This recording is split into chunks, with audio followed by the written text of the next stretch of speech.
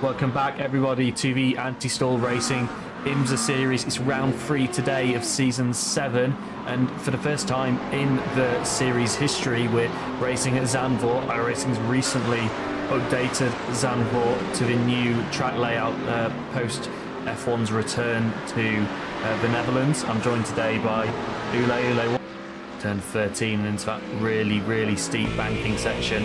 We'll follow through on the gyro here so you can see the lean. Really right up to the wall. Anybody that's driven an oval will know how to take that section very well. And he crosses the line, it's a 1:33.588, and that's a benchmark. Adam Jarvis can't quite get there. Igna's got a lot closer, within a tenth of a second. Matteo Batali not able to match him, so Alex Ott, really impressive lap, considering he was the first driver to set a time as well. Daniel Morphy can't get close either. Alan Tenori slots down a little bit further. Yannick Gerard's going to his top though with a 1:33.211, nearly 4 tenths clear of the previous fastest time.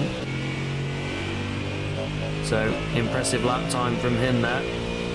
Antonio Vitozzi, I think we're on board here with now. He has a green sector, he has a purple sector, he's P3. What is he going to be if when he crosses the line? Let's try and see, there's another green one. But is it good enough? It's good enough for P2. Just shy of 2 tenths away from P1, Yannick Gerards, but really good lap time from Antonio Vitozzi. That's looking to take away P1 from Julio Fultz in the World Championship, and is looking to try and distance himself as well from Ignace Mishashevsky, that is currently not having the best qualifying position that we've seen from him.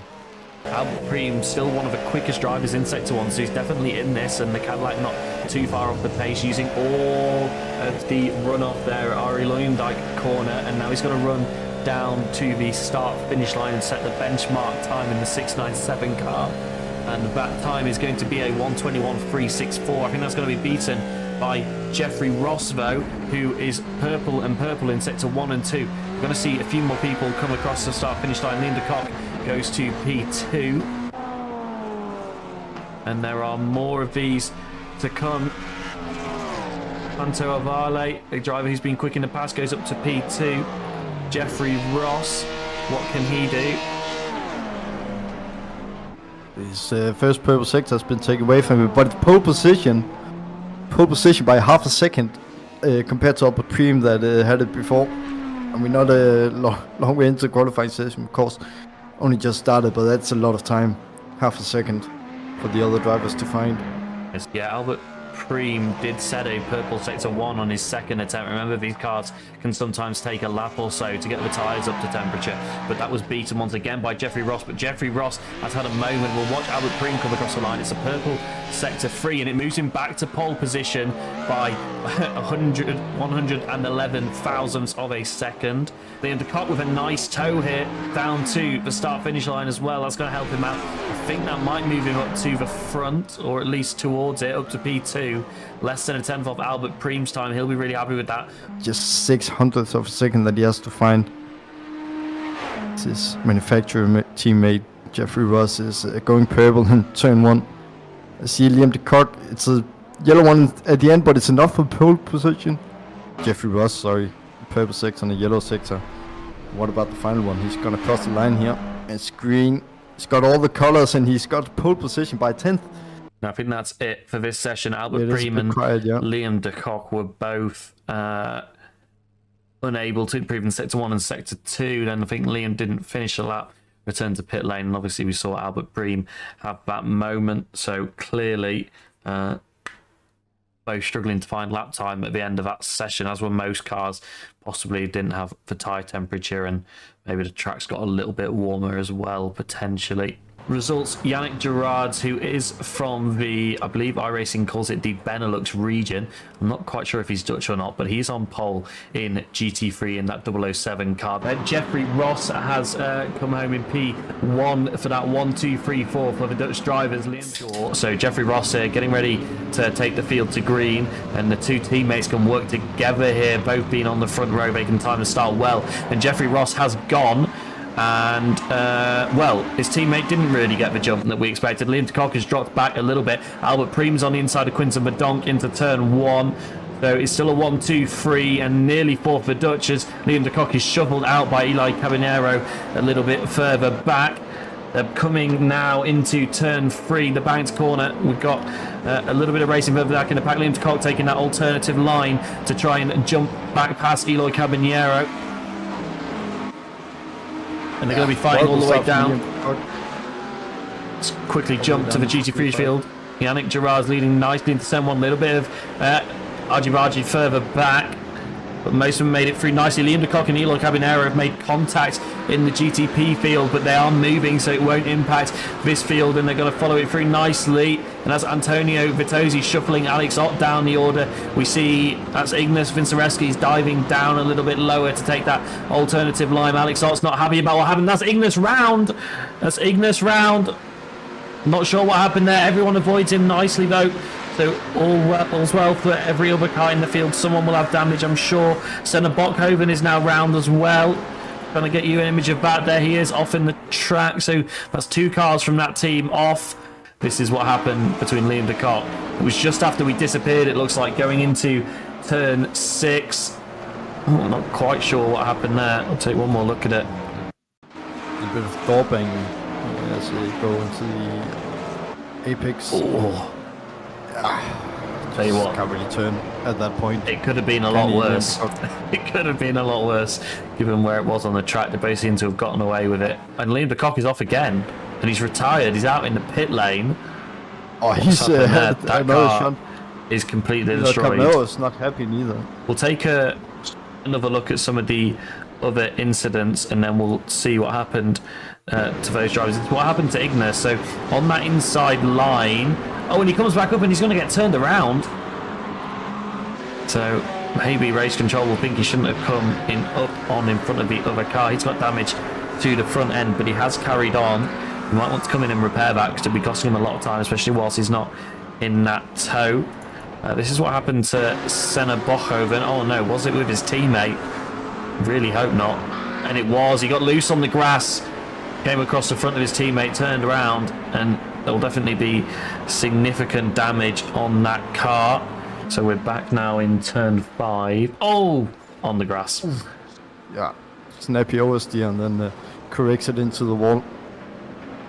Just take one more look at that from the onboard. Liam de Kock, I think he's just going to catch the grass. Oh, it unsettles it on the curb a little bit, but yeah, I think it's a curb on the inside there. Unsettles the rear just a little bit, and then it's then it's the street circuit effect that you talked about. It looked like he just got a replica incident. And Alvaro does the same thing after seeing the McLaren parked in front of him. That's unfortunate. That's Jeffrey Ross is trying to make his way past, and that's cost him dearly. I think we're going to see Quinton Verdonk shaping up for a move here, I would imagine, as Blowman takes a lot of curb there and nearly unsettles the car, but he doesn't. They're going round Adam Jarvis now, and Jeffrey Ross has survived that little battle, but that's brought Quinton Verdonk closer than ever now. Down the inside of the Mustang, and he's got to make his way through here, and it's loose for Ross on the outside. Verdonk is going to be through here before he gets to the straight. Now he's going to pull away and not give Ross the tow to give Ross a chance to get back past Verdonk. Flashes his headlights. I think that's at the car in front to say, do not get in my way. Do not get in my way. I am the overall podium sitter right now, but I don't think the car in front will care because that's Antonio Vitozzi. He's running P2 in GT3 Pro. Got a little bit too set, didn't he? So he makes a mistake. Look here as he comes to the apex. That's where he loses. We are just a little bit unprovocated over there. Really personal thing. Quinton Verdonk says thank you. In a way, here Morphy got his wish though. Tejan Blowman is no longer directly in front of him, and he has got a chance to attack Alex Ott here for that what is now a podium position. Obviously it's for P2 now actually, and it wasn't before until that incident for Vitozzi. Sven did get back past him though, actually gone down into turn 1 around the outside. That is impressive. Lovely racing from the two of them. And lovely move by Sven.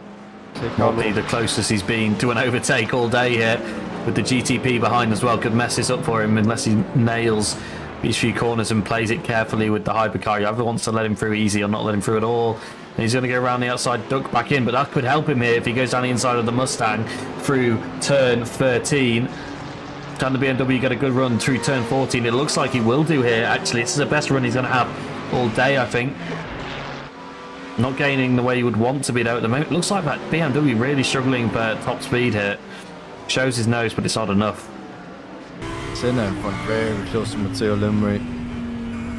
Two we're going to be fighting it out once again into turn 1. Just see a very good front row tickets that we are having here on board of Villarreal. Going to be able to watch this all the way down the main straight. Senna, he really wants to go up that inside, but Matteo is covering it. Matteo is really covering that inside, and Senna is he's got faster around the outside. It's gonna be side by side into turn 3, and that catches the rear end of Matteo. Both put him there. That's Villarejo gonna go round the outside.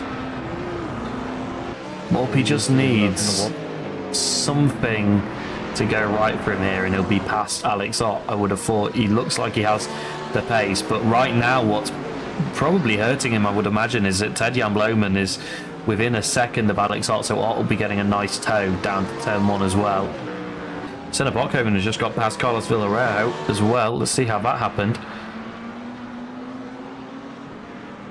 Oh, loose when he came back across the track, and Bokhoven just finds a nice little gap to slot through there.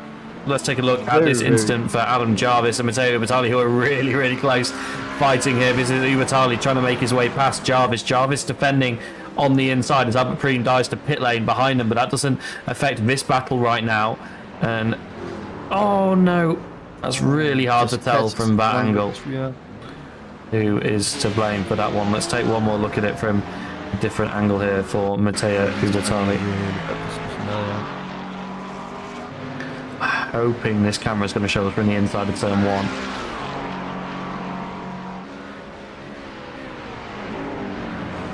Oh, and Jarvis just understeered a little bit. A little bit, and then Matteo Vitali, he calculates with Jarvis keeping it really tight, and then unfortunately they make contact. Morphy stays out as Ott pits.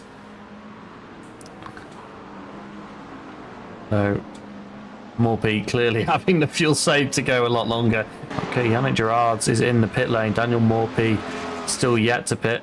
I think we'll see him dive this time round, I would have thought. Play it safe, no point going longer than he needs to, apart from the fact he's on low fuel and can maybe go a bit quicker.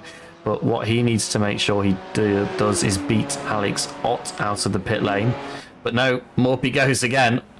Shout out back to a race that we had at Red Bull Ring. I've forgotten who made that pick. I think it was Adam Jarvis. Was it Adam Jarvis? Yeah. Oh, I don't know. No, you're thinking of an even earlier race, aren't you? Yeah, that was a long time ago. Season 5 or something like that. So Daniel Morphy out ahead of Alex Ott.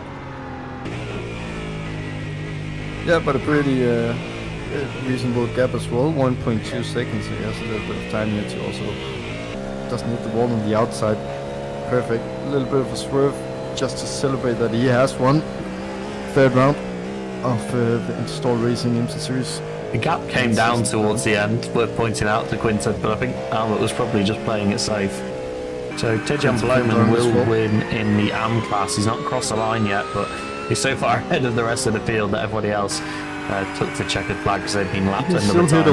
George, don't jinx it. Yeah, we have seen that before.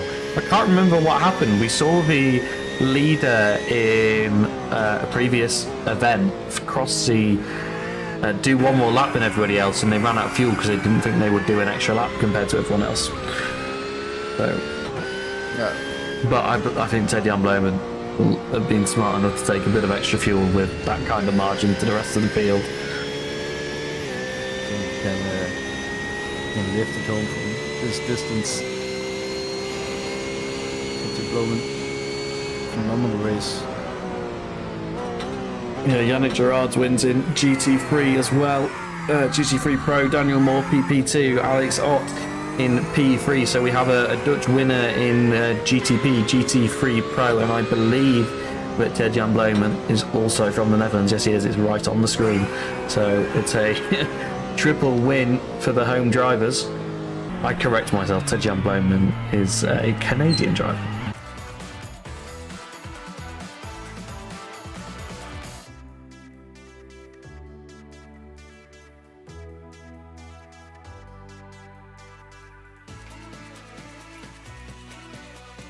Thanks again, everybody, and we'll see you next time.